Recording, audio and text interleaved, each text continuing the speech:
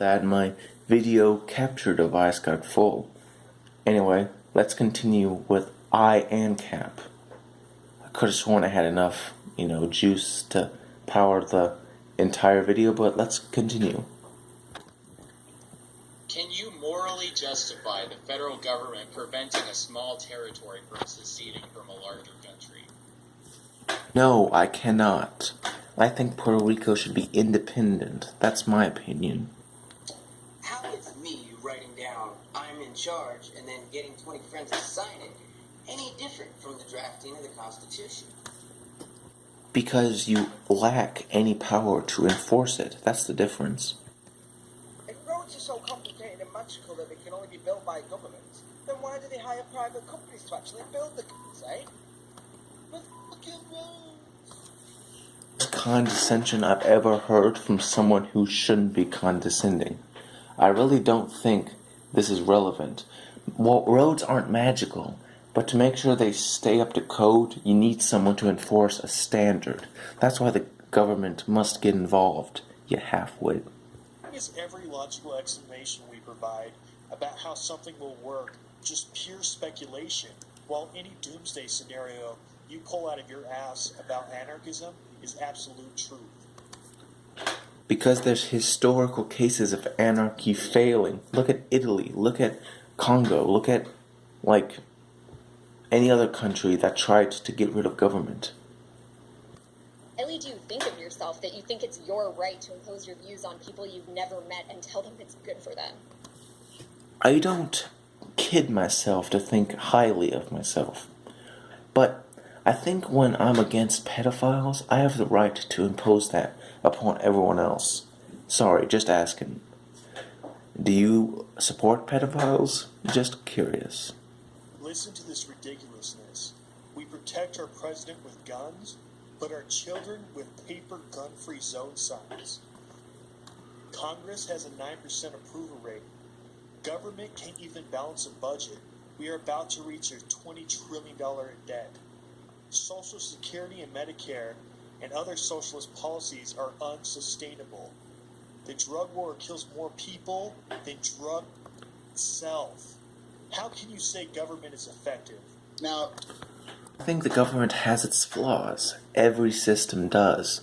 But to get rid of all of it would be the wrong move in my eyes. That's kind of why I sort of disagree with you guys on. Anyway, let's continue. Tucker Carlson. Status of the left and right, who are constantly against free trade and promoting protectionism and warlike foreign trade policies.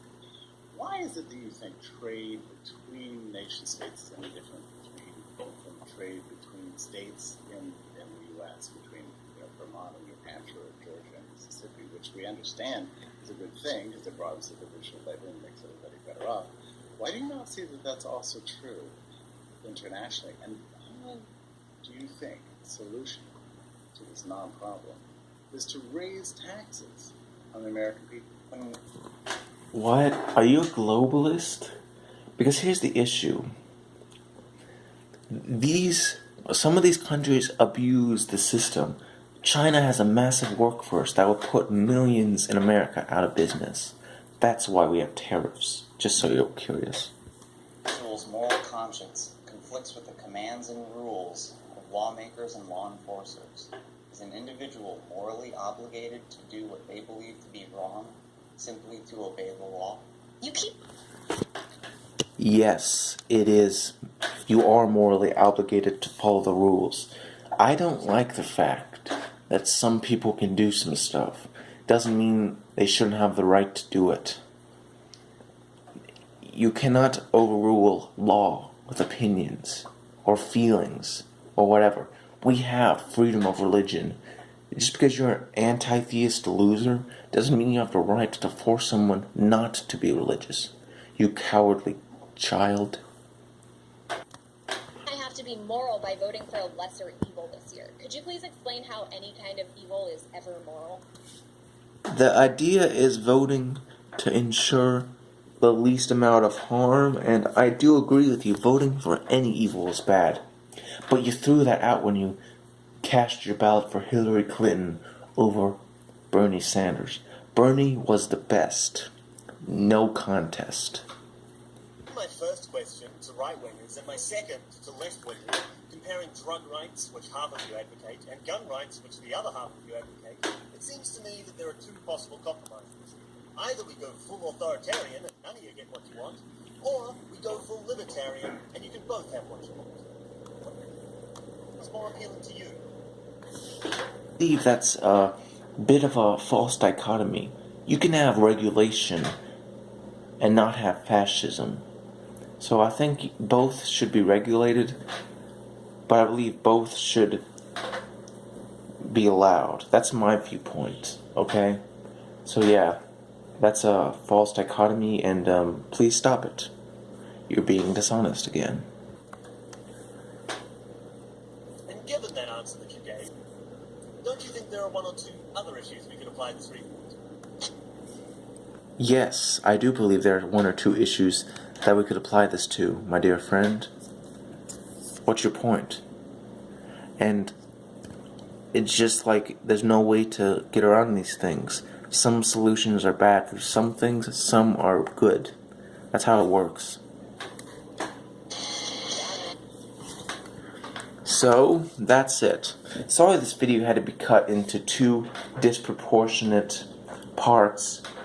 My camera pretty much, went crazy for some reason and did not choose to record, even though it had more than enough, space to record in. It just didn't do it for whatever reason. But I felt this video was longer, but better. Keep that in mind. Better than the BuzzFeed videos, because it made me think a little more. I had to answer these questions a little differently than most of my other questions. Of course, I felt there was quite a bit of moral grandstanding and emotional appeals and other such things. And I do feel that libertarians are kind of high-minded, but I don't believe that it's possible to get rid of government. I'm not an egalitarian, and I know some people are going to get, angry at me because I don't share their opinions, but whatever. I mean, people get offended at me because I'm kind of crazy, and they get triggered by me all the time, so it's really not much of a relevancy thing. Anyway, sorry this had to be cut into two parts. I'll be uploading both on, Sunday and Monday respectively. I didn't really expect that I'd have to cut it out, but stuff happens. So anyway, this has been the Dark Master. Remember to like, favorite, and subscribe for more response videos. Next time we'll go into the next two finale.